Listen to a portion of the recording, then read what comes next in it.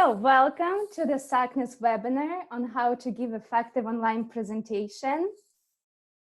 My name is Katerina, and as a SACNAS student programs manager, I oversee the research presentations program. I'm very glad to have you all here today. Thank you for joining. In this webinar, 3 professionals from academia will share best practices on presenting your science virtually, whether it is for your class, college symposiums, or virtual conferences. So for our first-time attendees, welcome to SACNAS. We are an inclusive organization dedicated to achieving true diversity in STEM, where the field, including leadership positions, reflects demographics of our population. As the nation's largest multicultural, multidisciplinary STEM diversity organization in the country, SACNAS creates space where all members, partners, and staff feel they belong and can embrace their intersectional identity. If you are not yet, I invite you to join SACNAS membership. It will give you access to welcoming community of like-minded students and professionals from all STEM disciplines, including the opportunity to connect to one of our national chapters, eligibility to apply for programs specifically for each stage of your education or career, exclusive opportunities from our partners, such as jobs, internships, and so much more. And of course, opportunity to raise your voice for true diversity and inclusion in STEM.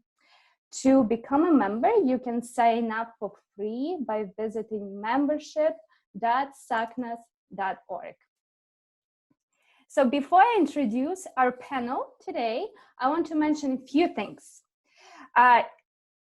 Please submit your questions via chat feature throughout the webinar, and in the second portion we will open it up for Q&A discussion, and we will address your questions. Please remember to be always polite and respectful to others with your comments, and if we don't get to some of your questions today, stay until the end of this webinar and I will tell you more how to continue the conversation in our online community. So now, let me introduce our speakers today. Mariano Bañuelos is an assistant professor of mathematics at California State University, Fresno. He's a first-generation Chicano from the small agriculture town of Delano, California. His research interest includes mathematical biology, optimization, statistical models for genome evolution, and data science. He has been a SACNAS member since 2015, where he presented his work and received an award as a graduate oral presenter. Mario is passionate about undergraduate research and increasing representation in STEM. When he is not thinking of mathematics, Mario enjoys drawing, graphic design, and going to local sporting events. Ariana Eily is postdoctoral associate with Duke Initiative for Science and Society, focusing on science communication, training, and coaching. She's interested in the intersection between art and science, or STEAM. In a developing ways, science can be more deeply connected to society. Ariana grew up in Chulota, Florida, and has a strong passion for making science more inclusive and accessible to everyone. Her hobbies include baking, hiking with her dog, gardening, yoga, working out, sports, and practicing mindfulness. Our last speaker for today is Evan Reynolds. He's an assistant professor of chemistry at Campbell University. Evan was born and raised in Tallahassee, Florida. Evan is passionate about science education and serving as a mentor to young scientists. Being of Latin American descent, Evan is also an advocate for increasing diversity in science, and has been a member of SACNAS since 2016 when he became involved in UNC's SACNAS chapter. In his free time, Evan enjoys spending time with his wife, Rebecca, and his 8-month-old daughter, Madeline, volunteering at his church and being outdoors, especially while swimming, biking, or running. So now I will give an opportunity for speakers to share their experience and provide you with the best practices. All right, I'll go ahead and get started. Thank you for the nice introduction, Katerina. So now that we're talking about virtual presentations, I think it's important to know that there are different kinds of virtual presentations. So there are live virtual presentations and recorded virtual presentations. And then even in that, you could have oral presentations or poster presentations. So I've had some experience with assigning, grading, and judging all of those. And hopefully by the end of this webinar, you get a little bit more insight on how to prepare your presentation, whether it's oral or a poster. So when we're talking about presenting virtually, there's going to be a lot of pros and a lot of cons to doing this. One of the pros is that you can practice before recording if it's a recorded session. And if you mess up, you can re-record, right? So you have that opportunity to do that. Another thing is that you don't have to worry as much about making eye contact if it's recorded with your audience, and you can have notes up if you need to refer to something. Some of the cons is it's difficult to keep the audience engaged as you would in a live presentation. And you also lose the benefit of gauging the audience interest. Like, for example, right now, I'm pretending somebody's there, but I can only see the 3 other people here and in the webinar. So some general advice for presenting at a virtual conference, again, whether it's recorded or live, is some advice that I would give regardless if it was live or not. And that's seek feedback from your mentors, your peers, your research advisors for your presentation. I can't stress that enough. And another thing is make sure you follow the guidelines. So if there's a guideline for a recorded session or live, if it's 5 to 7 minutes presentation, make sure you follow that because the longer the presentation or the shorter the presentation, that might affect you if you're getting judged, for example. Another important thing is to relax and to do things that help you relax before you present. And it's okay if you mess up, because that's going to be a part of it. And it's okay if you have technical difficulties, because that's also going to be a part of it in this new world. Another aspect is that since you don't have that live audience, you might want to have a test audience. So that could be other people. It could be family, it could be friends, it could be other peers. And just some other advice is dress professionally, and maybe like from the shoulders up for your video is sufficient. We don't have to see your whole body for the presentation. So that's just some overall advice I have. And this advice is from some of the questions that were submitted for this webinar in specific. So another question that was brought up was advice for theoretical sciences. So I've actually had the opportunity to judge one such presentation, and using visualizations to motivate the theoretical problem you're working on is very helpful, especially at the beginning, so that by the time you tell your story, there is some maybe visualization that the audience can relate that to you. So one effective way to tell if people understood what you're talking about is if you ask them to summarize it after, right? Can they give you the main points after listening to your presentation? Some tips for not speaking fast is to include purposeful pauses to practice your timing. That's something that you have a lot of power over now if it's recorded or live. And along with that, when you're creating your slideshow, you want to communicate your results or your methodology in, I would say, pictures, because it's easier to tell that story with pictures rather than seeing a lot of text, right? So even in if it wasn't a virtual presentation, a lot of text is also distracting. So because people are reading that instead of listening to the story you're trying to tell. So be mindful of that. A lot of people have Zoom burnout. So then think about how do you effectively present your story in visual ways.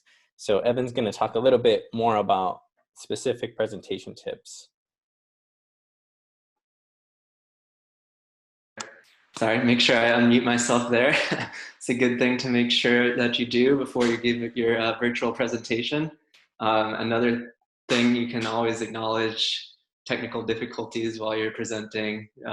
It's a little awkward, but helps break the ice maybe in some cases. But yeah, so I'm going to be talking a little bit about how to give an elevator pitch, which is an important skill to have even if you're giving a live presentation, not only just in a virtual setting, but if you're in a live in-person conference. And I've pulled together some tips in a document that I think is going to be shared with you all through the chat. So you can look over the tips that I'm going to be talking about right now. But the first thing to do is just define what an elevator pitch is. So it would be a short synopsis of your research that you can do in a short period of time, typically maybe around 30 seconds to 2 minutes, or in other words, the time that it takes to ride an elevator. And you want to summarize the main points of your research, its significance, and how it fits in with the broader field or your area of interest. So there's essentially 5 major elements to this elevator pitch. I think the most important thing to start with is to introduce yourself. So at the beginning of your presentation, make sure you say who you are, maybe a little bit of background information about yourself, like where you go to school or what you're studying, and then introduce the topic of your research. So you can start with the broader area that you're interested in, and then narrow down on the specific question that you're addressing. And then the bulk of your elevator pitch is going to focus on why is that problem or that question that you're addressing with your research important. So what makes it interesting? What is it relevant to in people's everyday lives? Or try to come up with some sort of hook to grab people's attention and to make them want to listen more about your research. And then finally, you want your elevator pitch to connect your research to the broader discipline and encourage further discussion with others in the field. So as far as some general tips for putting together an elevator pitch, I think, again, an elevator pitch is supposed to be short, so you want to keep it simple and to the point. You want to make sure that you're pitching it to the correct level. So in the case of a SACMAS conference, you're going to be talking to other science professionals, whether they're undergraduate students or graduate students, or maybe postdocs or professors. So you can aim your elevator pitch to be delivered at a slightly higher level than if you were, for example, talking to elementary schoolers. So you can use scientific terminology, but try not to get too specific in the jargon that's used in your field. A lot of people are going to be coming in from different disciplines, and so try to avoid the language that's overly technical, and define any acronyms or terms that you use that people may be unfamiliar with. Another thing that's really important in delivering a good elevator pitch is to practice it. So I often start by writing down my ideas for what I want to cover, and then rehearsing it several times, not necessarily reading it off a script or having it completely memorized, but practicing enough so that you hit the key points that you want to make, and it sounds natural and fluid. And then the last part is just to be enthusiastic, to make sure that you remember what it is that first interested you about your research, and to smile and deliver it enthusiastically. So those are some general tips for giving that elevator pitch. I think an elevator pitch comes in handy, particularly when you're giving a poster presentation. And the poster presentation is going to be pretty short, usually only several minutes long. So you can use the elevator pitch to kind of guide you through your poster. You start with the main topic, and then you move from there into more specific results, and then summarize your findings at the end. But you can also use an elevator pitch if you're giving an oral presentation, kind of introduce your research at the beginning of your talk. So again, we have those tips for you there in that document.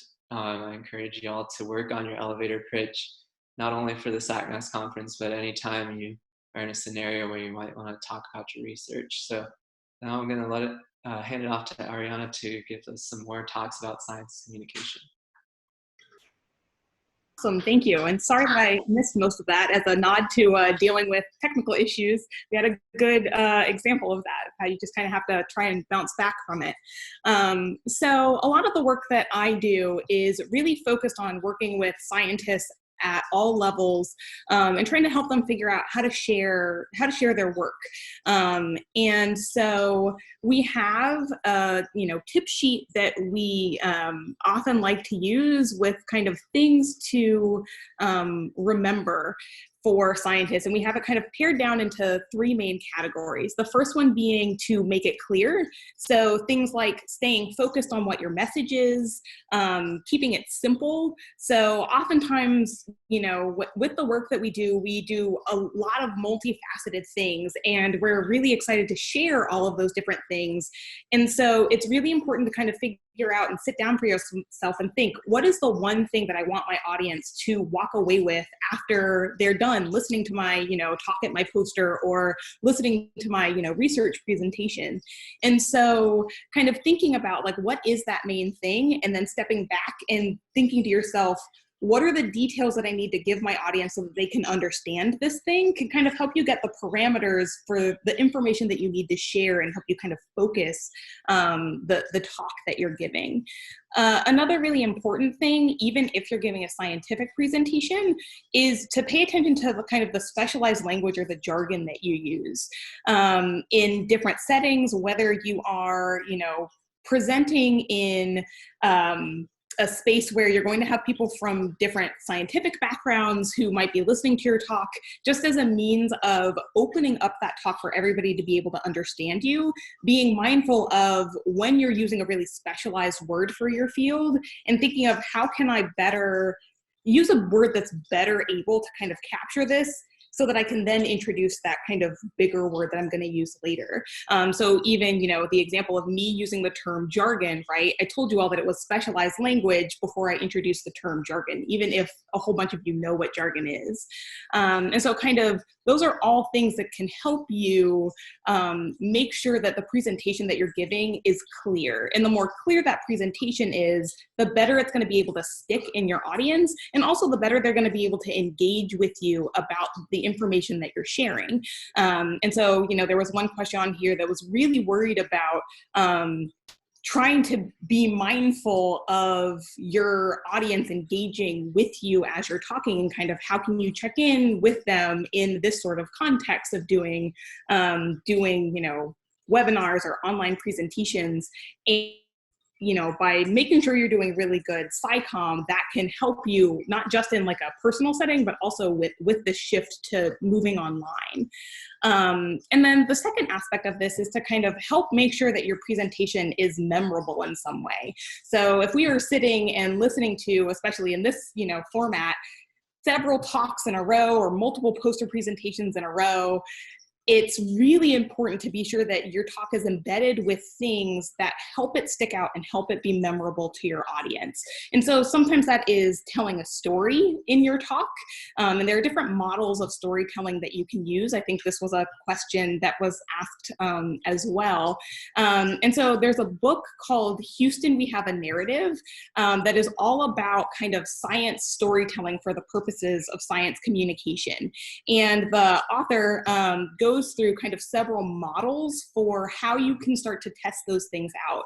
And the one that I personally like the best is a play on a famous quote by an evolutionary biologist that says, "Nothing in biology makes sense except in light of evolution." And so you can kind of use that quote to get to the core of the information that you want to communicate.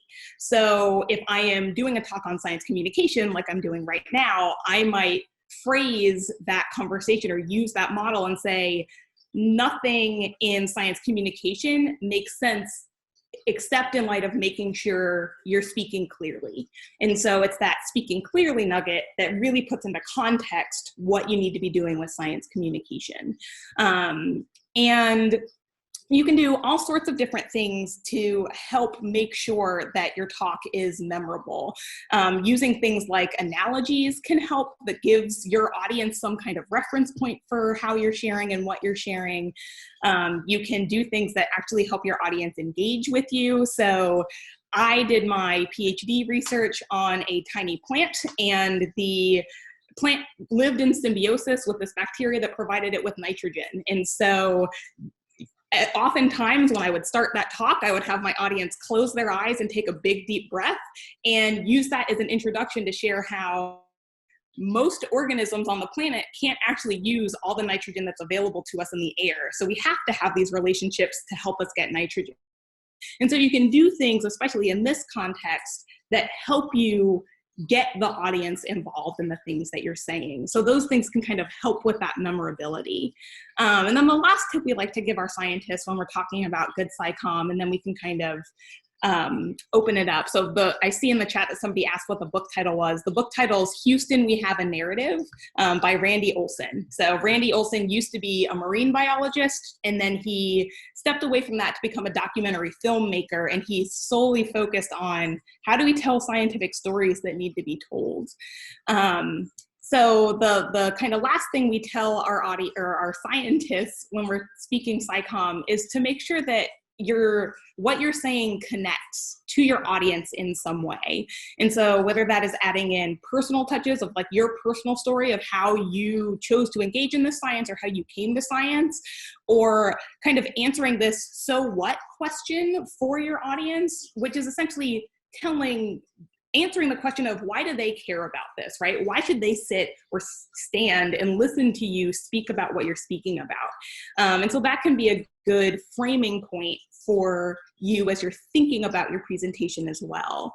And kind of living in this virtual space, right? You're losing that kind of human connection oftentimes that we have when we are presenting. And so these kind of basic aspects of science communication, make it clear, make it memorable, make it connect, are even more important in this context than they are in your regular everyday kind of science talk context. So I think with that, I'll wrap up my portion, and then we can kind of, I guess, go answer more questions for folks. Thank you, Ariana, and thank you all. For all our attendees, I want to remind this is a great time to submit any questions you might have to the panel. We have first question. Do you have tips to stay focused during live presentations when there are distractions in the background, especially if you're in a busy home environment? Yeah. I saw that question come up, and it definitely made me think of how my house is. So I do a lot of things to kind of prep for when I'm doing presentations and things like that. So one is I try and make sure that my phone is nowhere near me within reaching distance, so that in these kind of lull moments, right, I'm not like gravitating towards my phone and then totally out of touch with what's happening. I also have a dog in my house who likes to bark at things out the window. And so that can be distracting as well, not just for me, but if I'm, not on mute and I'm speaking, then it becomes a distraction for everybody in the audience. And so I'll do things like make sure the blinds are drawn if he's still in the room with me, which he is right now, luckily he's sleeping, or go in a space where he's not going to come in and out, and I'll shut him out of that space for the duration of that talk. So it can be important to kind of just identify what those distractions are at first, and then try and figure out how you can problem solve with them in the that you have. But then also just kind of, having that compassion of because we're working from our homes, those distractions. And so it's okay if that happens.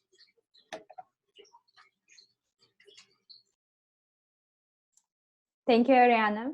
Evan, you want to add? Go Yeah, ahead. I was going to add, I don't know if you can hear, but there's a crying baby in the background of, of my presentation right now. But headphones for me helps, and having like a separate space, as Ariana said, where I can kind of be by myself. If I'm listening to a presentation, I think that taking notes while listening to that presentation helps me stay focused. So there's two aspects to staying focused, whether you're giving a presentation or being on the receiving end of one. So that's all I wanted to add. Thank you. Another question I have for the panel: how do you make sure everyone is understanding without visual cues that you normally will have in person presentation?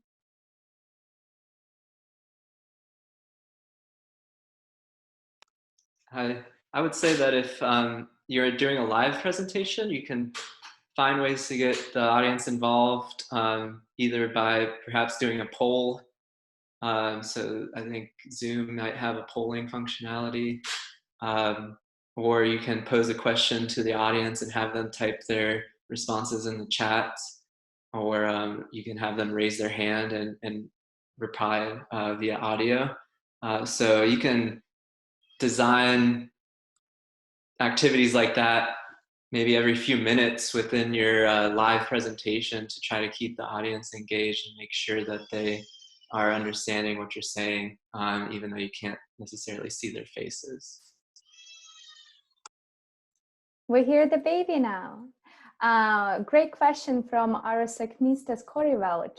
Could each of you share a story of a time when you gave a less than ideal talk presentation? What mistakes did you make? So go for it, Maria. Oh, the question is less than ideal presentation? Yes. What did I do? Maybe not such a successful presentation. Yeah, probably one of my job talks when I was finishing up my PhD. I gave a presentation, and it was material I knew, but I felt like I didn't communicate the ideas as well as I had before, and that's really tough to recover from. So the time for me to do that recovery was during the Q&A part.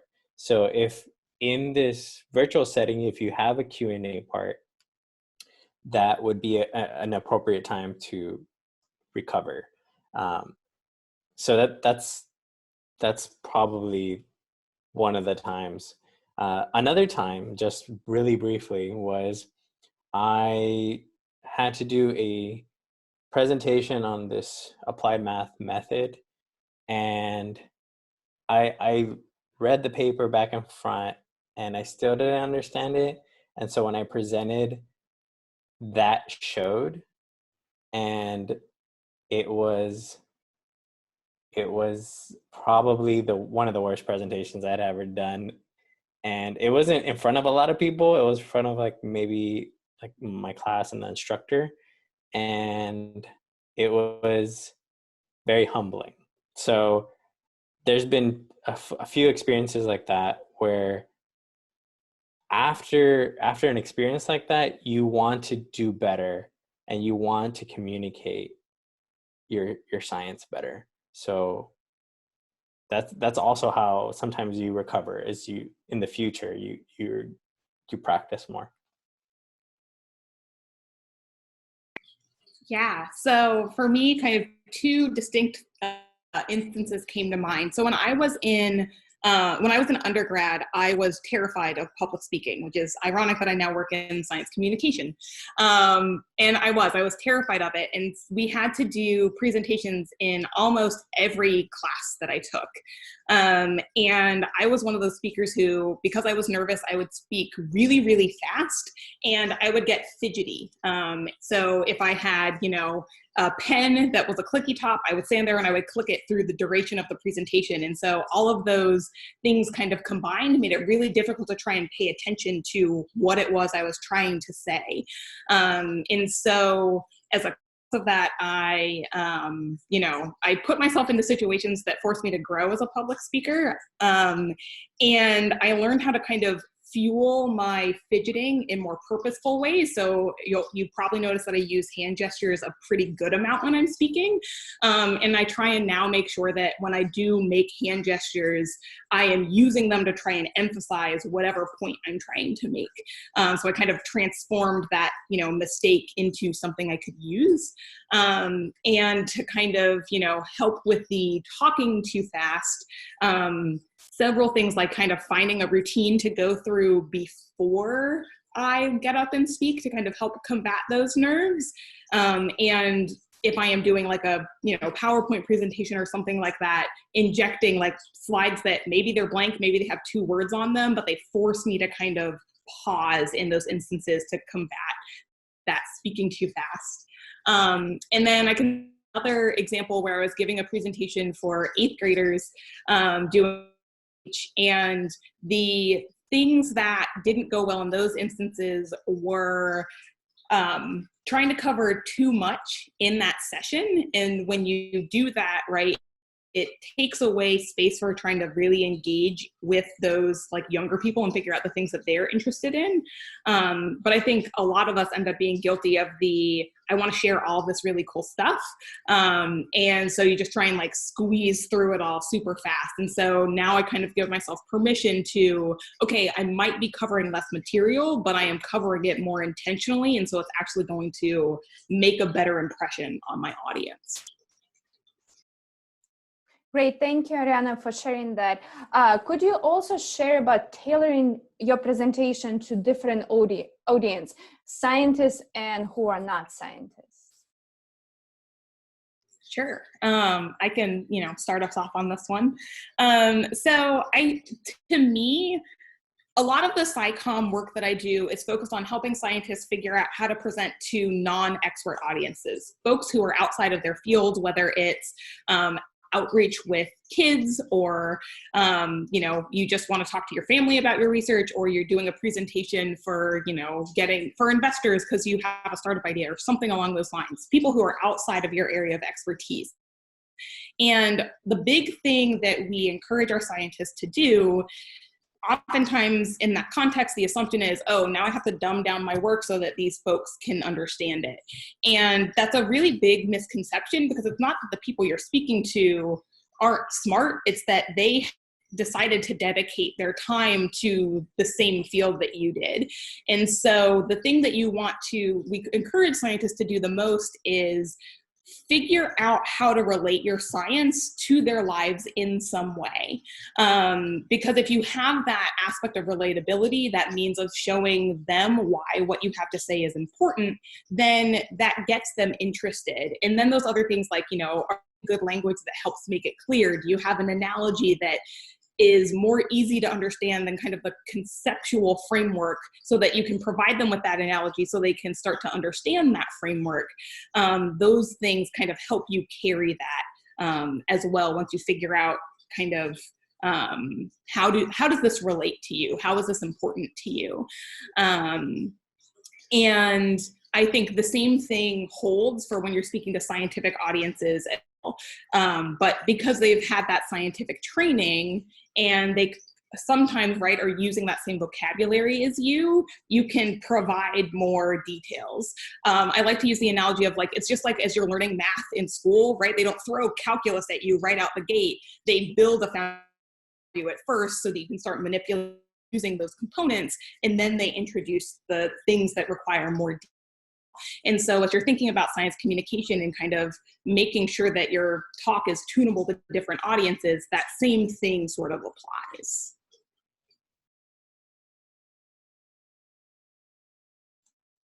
Great, thank you.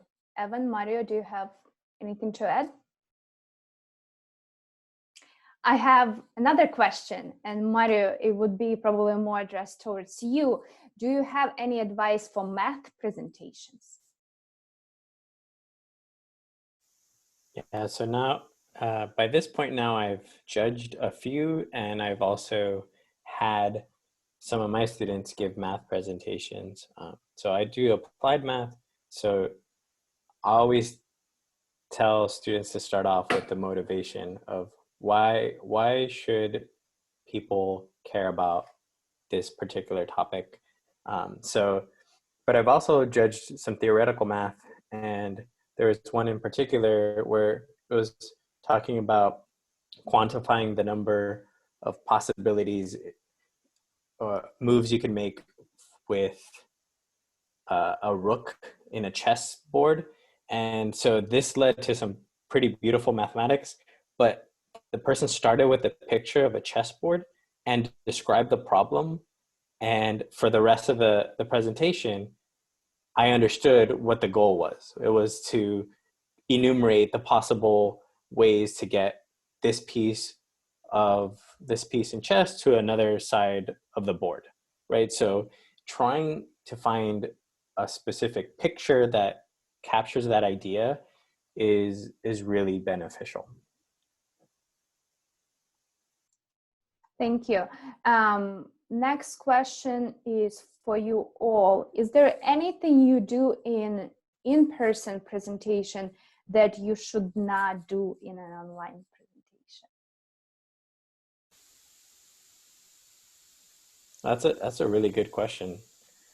I think not necessarily you shouldn't do, but it's harder to do is to tell jokes. Like I like telling cheesy jokes, especially like during my lectures in class, and it's harder to gauge if people are laughing at them when you're doing virtual jokes. So sometimes I'll still throw it in there, but it doesn't have the same effect, right? So I could definitely tell as soon as we went virtual, my jokes decreased. So then I just ended up including them in my YouTube videos for the lectures. And but yeah, that's something I don't know if you should include, but it definitely changes the dynamic.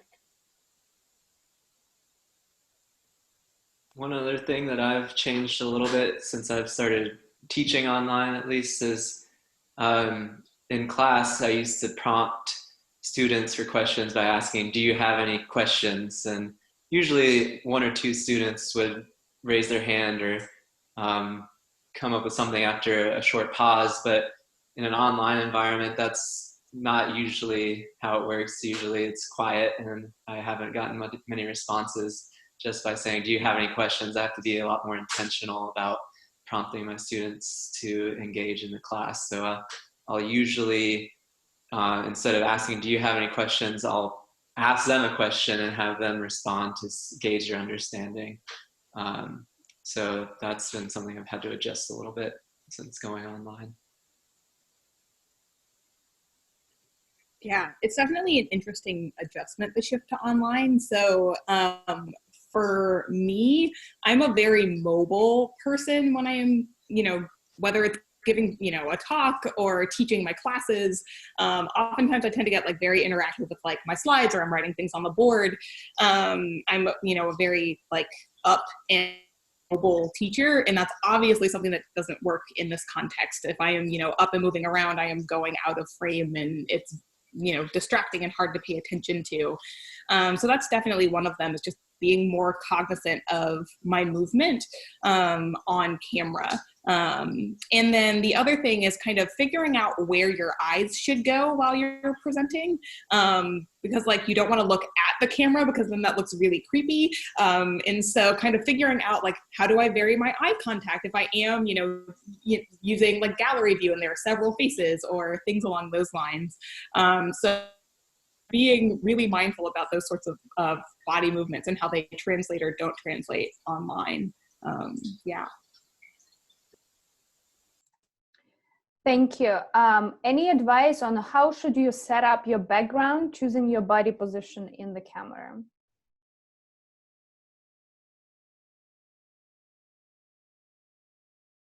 I think we all have about the same body position, right? So I would say try to do that. Also, depending on who your audience is. If you're doing a presentation, right, you can focus on the research, right, and the science you're trying to communicate. But I don't know. For me, sometimes I will, if I'm doing a lecture, for example, and I want to boost morale, I will change my background to like Fresno State football field, and I'll pretend I'm a football announcer. So it really depends.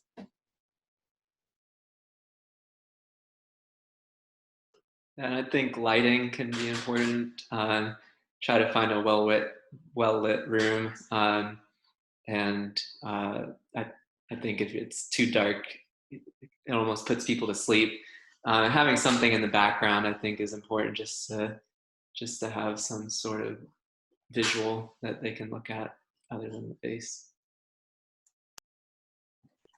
Yeah, lighting, what's on the walls behind you, and paying mind to the like contrast. So like for me, right, the wall behind me is beige, and if I was wearing a beige sweater instead of the blue one that I had on, I would blend into that background. And so kind of paying attention to those sorts of things can be helpful too.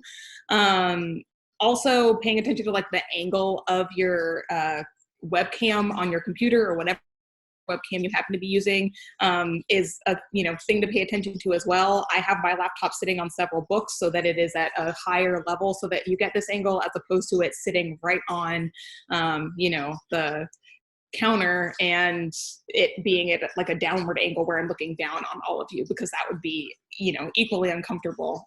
So it's, if you're worried about any of those things in regards to how you're going to look on video chat or something like that, you can always hop on, test those things out for yourself. I do that just to kind of check it and make sure that, oh, did I notice that this thing's in frame that I don't want to be in frame, or something along those lines. Yeah. Thank you for sharing. What is the best software to use to present your research, such as PowerPoint, Google Slide, Prezi, etc.?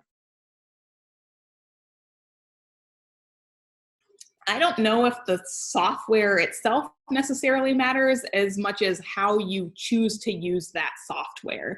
You can put together a beautiful presentation on any of those things, or you can put together a presentation that is like really distracting or really wordy or things like that. And so I think it really depends on, like in choosing, say, Prezi versus a PowerPoint. It really depends on what it is you're trying to do with those slides and how you want your audience to engage with them. So I know Google Slides, for example, they have an add-on so that you can use Poll Everywhere Poll live within your presentation. And so if you want those capabilities, then you can use that format so that you can use them. So I think you just got to ask yourself the question of, what is it that I'm trying to get out of this? And then choose your platform based on that.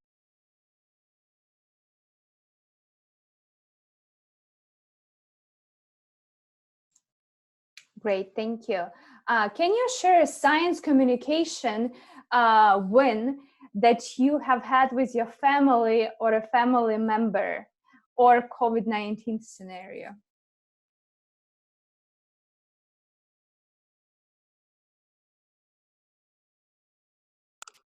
Well, I talk a lot about my work with my wife, Rebecca, and she's also a biochemist, but she's been out of the science game for a while.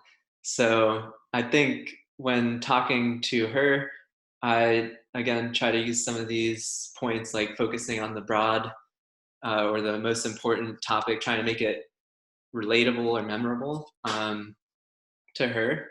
So she's in medicine, so some of the research that I try to talk about, I try to relate back to medicine when I talk to her about it. So using some of these same ideas that we've discussed in this webinar, I think can be useful when you're talking to your family. Yeah, definitely agreed. So I can remember when I started grad school, one of the first labs that I rotated through was a fruit fly lab, and it was studying pain reception in flies, that we could translate that research into kind of studying how human beings feel pain and ways that we can treat that. And the first time I told my grandpa what I was doing, he literally just laughed at me, like entirely and completely just like laughed at me over the dinner table. And so I kind of in the same vein was like, well, yes, we're using fruit flies and this seems silly, but here's the bigger point, and this is why we're doing it in this system first. And so it really did take some applying those, like one being like, okay, this person totally wasn't taking me seriously, even though it was a family member that like I loved, and like not being taken aback by that, to be like, no, actually there's a point to like why we're doing these things. So I think he still thinks it's funny, but I tried my best. Thank you. Another question. How do you know which words are better for your presentation in order to be mindful with the audience? Yeah, so excellent question. There are a couple of different tools that you can use online to check your language. One of them is called the dejargonizer, and essentially you can feed it like, you know, a paragraph of stuff, and it'll go through and kind of mark which ones are considered jargon or aren't commonly used by folks. And then there is another one that's kind of funny. It's made by the same person that makes the comic strip XKCD. I think that's the right order of letters. And it's called the Upgoer. Oh my goodness. I have to look it up now. This is one of the perks of, yeah, it's the Upgoer 5. So it's named after the Saturn V rocket. And so it does a similar thing where you feed it text and then it'll go through and highlight what words are like jargon. And it essentially tells you that like those aren't words and you have to find better ones. And it's called the Upgoer 5 because it's based on the Saturn V rocket. And, you know, it's based, the text editor itself is based on like the most common words in the English language, and like Saturn and rocket aren't in that dictionary. And so they can't call it the Saturn V, they have to use other things. And so rockets go up, and so that's why the text editor is called that. So those are two ways using those that you can try and check your words and figure out if they're gonna be roadblocks or not. Another way you can do that is talk to somebody who is either outside of your field or not an expert in the area that you're in, and you can ask them, right? You can give them your elevator pitch and then be like, what words created road bumps for you? And that can kind of help you gauge that as well. Any space where you say a word and like the person that you're speaking to is kind of like gives you that like fuzzy look of like, that kind of can be an indicator that maybe replacing that word or using another means of introducing it could be better. Thank you for that. Do you think that incorporating a short video can help to connect to people in more interactive way?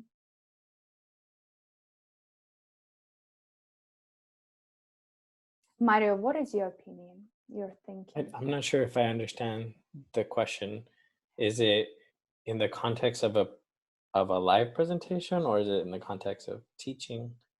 I do short videos. Presentation, probably when you present your research, if it's useful to play a video. I try to keep, if I'm doing a live presentation and I try to keep any videos maybe to like 30 seconds or less. That's, at the end of the day, they if it's really useful to illustrate a concept, like maybe it's like a GIF or something that's evolving in time and you can't really describe that really well with words, or it's just a picture, it doesn't do it justice, then maybe just playing a short video would be helpful. But in general, you want to also use your words and visualizations to communicate what your science is about. Thank you. We have a question specifically addressed to Evan. When prompting students with questions to gauge their understanding of the subject, do you focus on group questions or more individual-based selection of a student to answer? Yeah, I do. I usually do group questions posed to the entire class. I'm interested more so in in the general, I guess, knowledge of the room rather than just the knowledge of a specific person. So if I see that only 50% or less of the classes got that question right, then I know that's something that we need to address a little bit more. So I typically just do group questions rather than calling on an individual. Thank you. Another good question we have, when using less jargon, do you worry that the experts in your field will take you less serious? Yeah, that's an awesome question, and it's one that we get constantly. And the answer is no, because if you are using less jargon as a means of ensuring that you have a dynamite presentation, nobody is going to complain at you for that, right? If the audience sitting in that room knows precisely what you were doing, why you were doing it, and finds it super interesting because you presented it in a super clear and memorable way, then there's nothing to kind of, have their nose turned up at you about, right? You're still doing serious science, regardless of if you are using the heaviest jargon imaginable to describe it, or if you were using much clearer and plainer language to describe it. And so the thing that you are doing is ensuring that your audience is absorbing that information. It doesn't take away from the science itself that you've done and that you're describing. Thank you. What do you do if you have time for questions and nobody has any? How do you feel awkward silences? You tell a joke.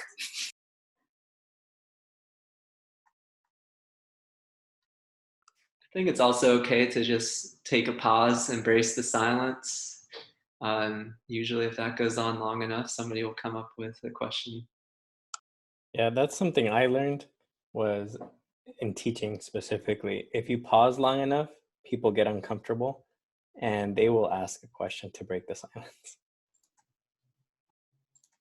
Yeah, similarly, so one of my teaching mentors taught me the 8-second trick. So if you count to 8 seconds in your head slowly, in that time gap, somebody will ask a question, because 8 silence feels a lot longer than it actually is in that silence.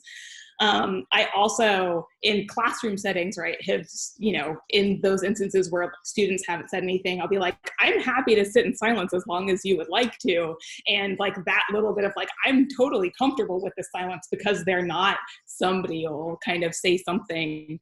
Another thing that, sometimes you can do as well is also voice your own questions, right? In doing science, when you get to the end of your presentation, there are going to be questions, right? That's just the way that the world works.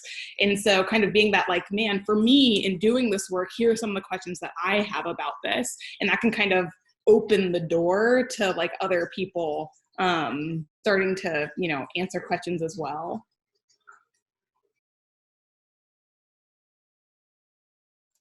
Thank you.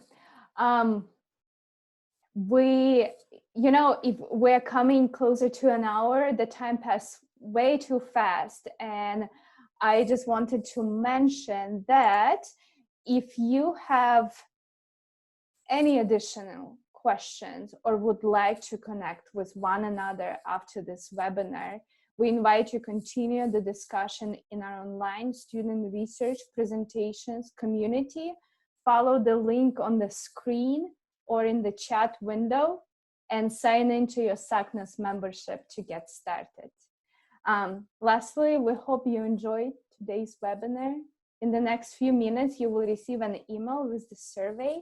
I encourage you to provide feedback on today's program and give us suggestions for future topics, how we can assess you better. This concludes our Effective Online Presentations webinar. Thank you to all the speakers for taking the time to support our students, and to all attendees for your engagement and insightful discussion, for your all wonderful questions. Have a good day, everyone. And yeah, thank you so much.